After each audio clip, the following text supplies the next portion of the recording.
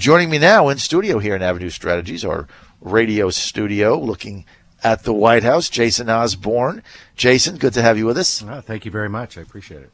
So, Jason, let's go to the White House. Let's talk about what's going on. I know you've been involved in a lot of this stuff for a long time. You are also, I'll tell you a quick story about Jason. He was in charge in the Romney campaign of Virginia in 2012. He was in charge of the buses. Bus guy. Yeah. You were the bus guy. Yeah, I was. It was a great experience. Had a lot of fun going all over the state, into coal country, and up here in Northern Virginia. We had quite a storm up here at one point, and delivered canned goods, donations to folks in need that had lost their homes. So we had a lot of fun out there. And you and I have something in common. Both Jason and I lost the states for our respective candidates. Jason lost Virginia for Mitt Romney, and I lost Virginia for Donald Trump. So we got that much in common. Anyway, we need to get to some wins. We did win the big one, though, so that's what matters. Jason, a lot of palace intrigue going on in the White House.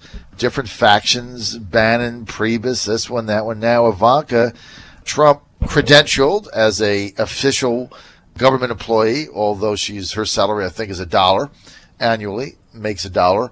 But she's got all the paperwork going and the security clearances, and she's going to be a counselor to the president. As you know, both Ivanka and Jared Kushner, her husband, are very much opposed to the way the administration went about Ryan Care.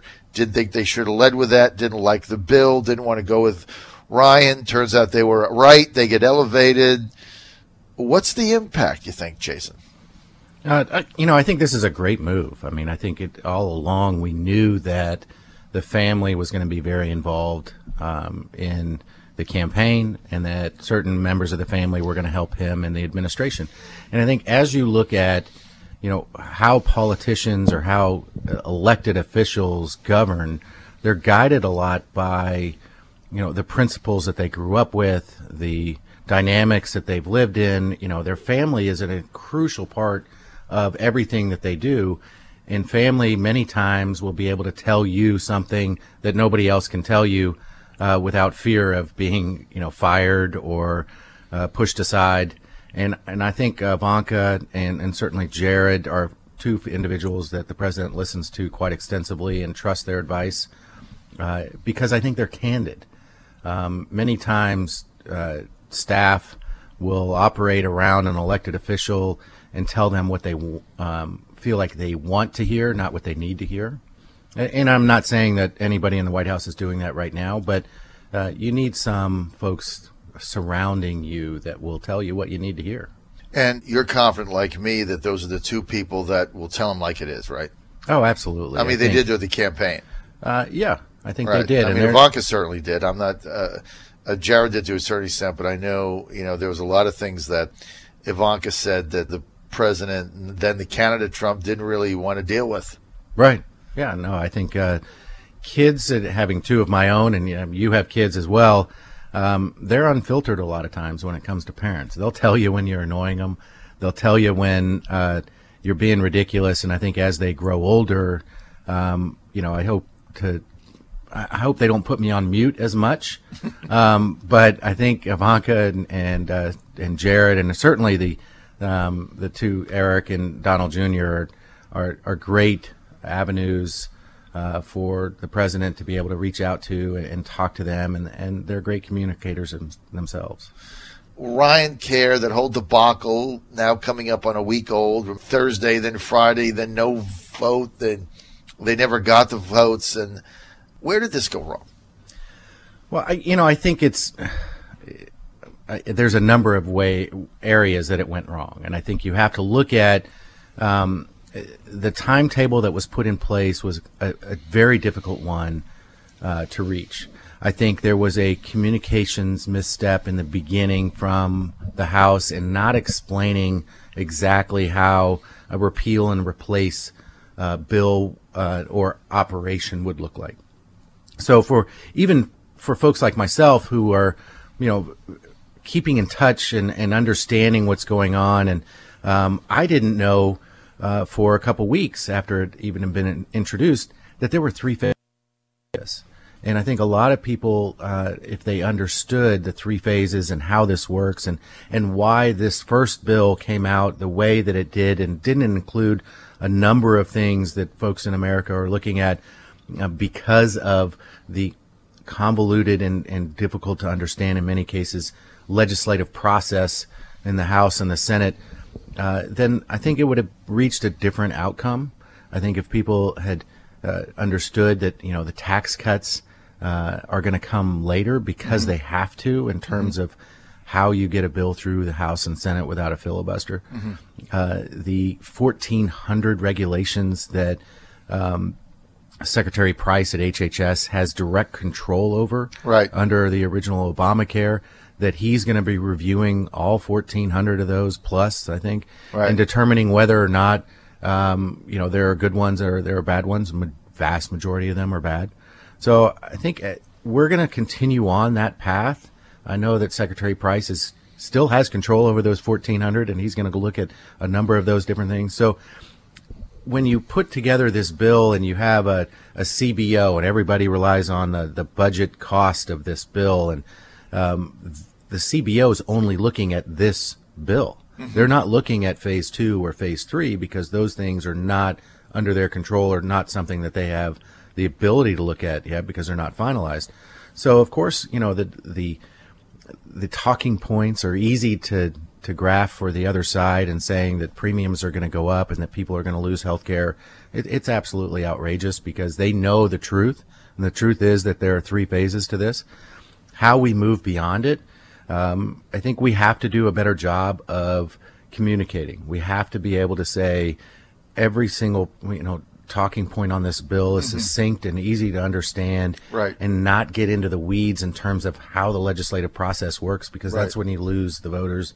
People just don't understand. They don't want to understand. They just want to know. You're right. When I open my paycheck, how much of is it being deducted for health care? That was a very convoluted message. I remember several times during the debate we had Congressman from Southwest Virginia, Morgan Griffith, on our show. By the way, he'll be on tomorrow.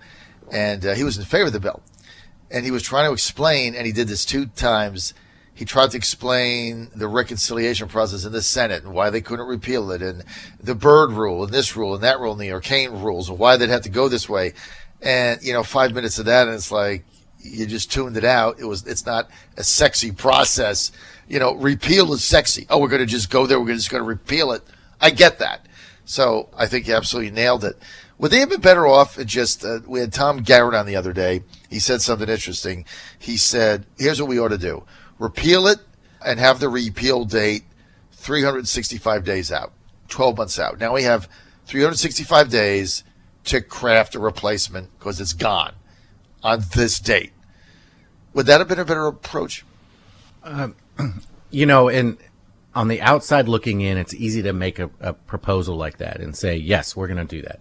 But look at how Congress operates. Typically, you'll put something in like that, and you'll say, all right, in a year from now, on this date, everything's going to be repealed.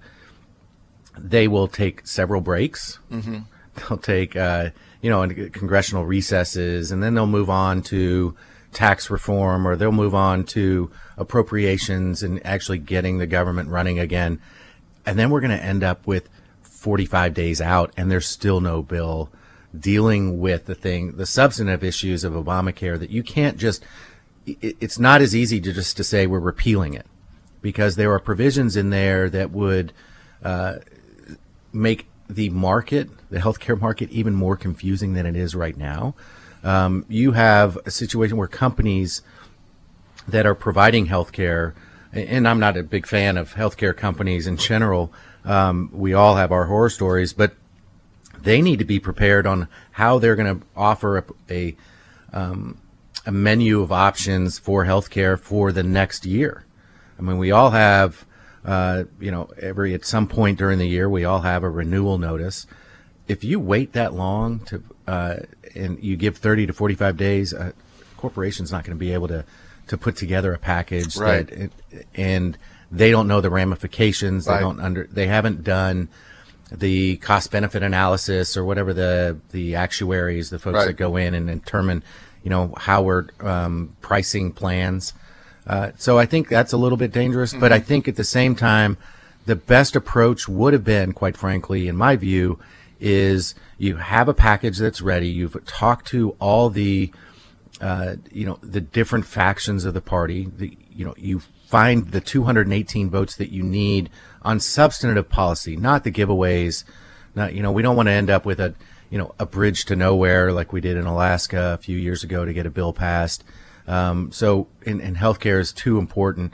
So I think if they had done a little bit of that groundwork beforehand, and the third party groups outside, so the constituency groups that represent real Americans. I mean, I'm not talking about the corporations. I'm talking about AARP, which tends to be a little bit more left of center, but Heritage Foundation, a lot of these grassroots organizations that speak for real people. If you had done the homework there and helped them understand what it is the bill entails, then they're the ones that are going out to the American voters and saying it would have helped the president be able to make the argument himself to the voters. It would have been a very different situation. Right. I mean, when he goes out and talks to voters, very effective. The message communicates to them. Yeah. I mean, they get it. One of the problems is they turned this whole thing over to Paul Ryan, which is like the gang that couldn't shoot straight. Paul Ryan had his chance in 2012. He got Joe Biden toyed with him in that debate like a cat with a mouse, wiped the floor with him, and their message got rejected. Trump won. Big difference.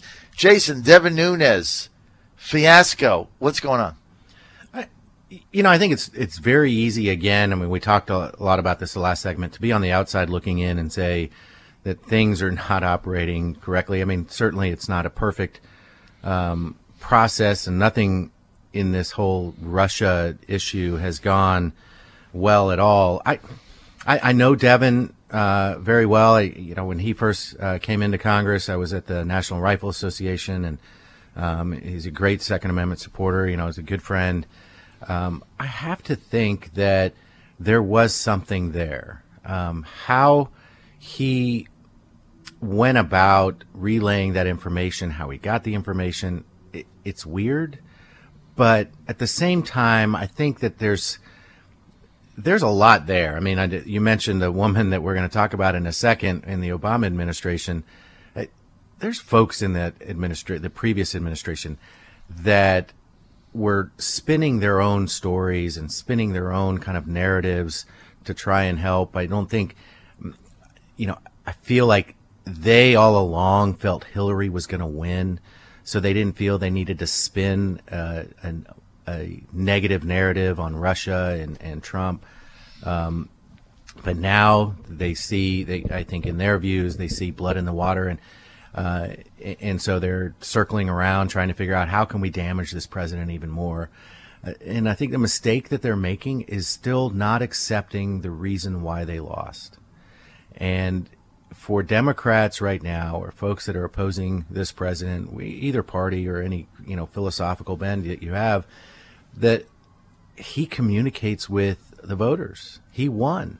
He won in states that Republicans haven't won in decades. 30 years, 40 years. So there's something there that he was able to tap into, that he was able to understand, that the Democrats still don't understand. They didn't even know why he won. That's why I think we're going to get reelected. I've only got a minute, Jason. Sure. Evelyn Farkas, Deputy Assistant Secretary of Defense, Hillary campaign operative, had a kind of a slip on MSNBC and says, well, we knew what we knew. Well, how did they know what we knew? So we're thinking, well, she had to know they were spying on him.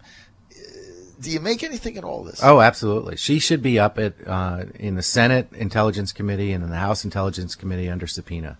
Absolutely. I mean, you cannot, if you're going to hold Trump campaign advisors or people that have, they're calling advisors that maybe never were, to a higher standard, you need to hold this woman to a higher standard. She needs to be up and telling the committees what exactly it is that she meant by that. So, Jason, she said how we knew what we knew. That was the phraseology she had when you go through the Micah Brzezinski interview. And, of course, Micah knew immediately she had screwed up and got out, all right? Right. Micah's not dumb, but she's also not a legitimate journalist. She's a protector of the Obama, anti-Trump, whatever it is. How we knew what we knew is what she said. We didn't want them to know how we knew what we knew. What does that mean? Well, she went even further than that and said she was worried, as were many of her colleagues and former colleagues in the administration, that when Trump won, that they would discover how they got the information that they got, how they got the sources and the methods that they used. Something's not right with that. That seems, I trust the intelligence community immensely that they're doing the job to protect America. But for her to make those statements seems to bring about everything that we've talked about in terms of, Mr. Trump saying that he feels that he was surveilled during the transition and during the campaign. It brings a lot more credence to it. And I think when she even beyond that said, I reached out to former colleagues or people on the Hill and said, you need to get this information out there. Reached out to former colleagues that still worked in the administration and said, you need to get this information, save this information before it's too late, before you get fired. Well, wait a minute. If that's classified information, why are you doing this? And it seems now there seems to be some, I guess, curiosity whether she was the leaker to the New York Times, or if she wasn't, she knew who was. So she has a lot of things to ask. And that was a slip. I don't think she meant to say that, but, you get in those environments, you get pretty comfortable, just like you are with me now, Jason Osborne. Right. Hey, we're out of time for this segment. I want to thank Jason Osborne for being with us. Avenue Strategies, former communications strategic director Ben Carson for president, and senior advisor Donald Trump for president, now with Avenue Strategies.